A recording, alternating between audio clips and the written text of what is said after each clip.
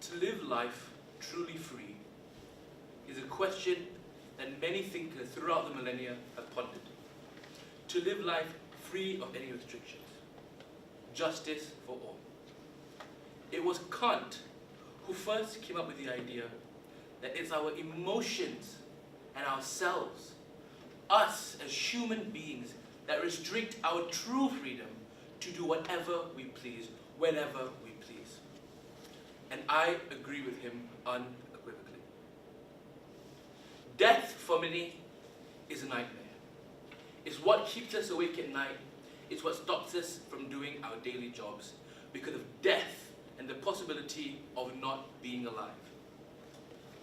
Ladies and gentlemen, I tell you, remaining enamored by your emotions, prisons to your urges and your desires, and the lack of ability to conquer one's true soul is the truly scarier thing we shall ever face. Being at the whims of our two masters, pain and pleasure, is something we all face. The inability to break that stronghold and succumb to human loneliness is a fate worse than any, including the lack of life itself. So I'll talk to you about a couple of things today, but the first of all will be biology and how our bodies work, how emotions work.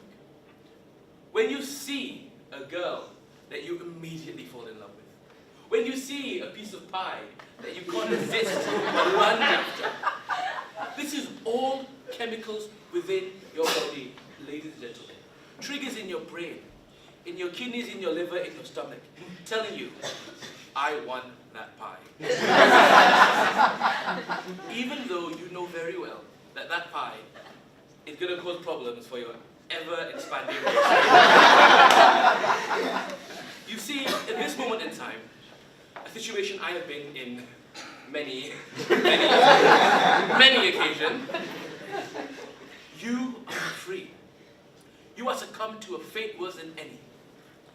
You are locked down and controlled by your primal urges, by your need for success in the short term, by your need to satisfy your immediate satisfaction, by your need for calories. And this is all down to biology. Today, I'll share an example with you that is extremely personal and I hold dear to my heart. I love rugby. Pie, but also rugby.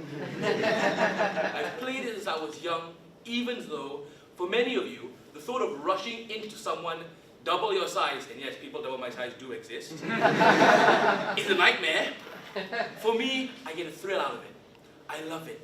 I can't resist holding a ball and charging into a stampede of ongoing opponents. Every time my hand on a ball, my heart beats faster. Every time I put my head in a scrum surrounded by two sweaty heads, every bone in me is on fire with happiness. Now here's the thing. In May and in June, I have exams. Important exams. Exams that decide my future, my career, my parents' pride.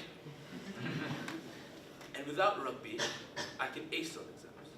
But if I keep playing, I risk distracting myself. I risk getting injured. And though I love it with all my heart, and every emotion within me wants to rush towards the nearest rugby ball, I must resist. I must say no to my jailkeeper. I must resist my urges, my desires, and my need to pick up that rugby ball. It's going to be tough. Nigh on impossible, I think. But if all goes to plan, on the 29th of January 2018, I will have played my last rugby match for my college. And though that fills my heart with sadness, and though that makes me feel immediate pain, I have conquered my prisoner.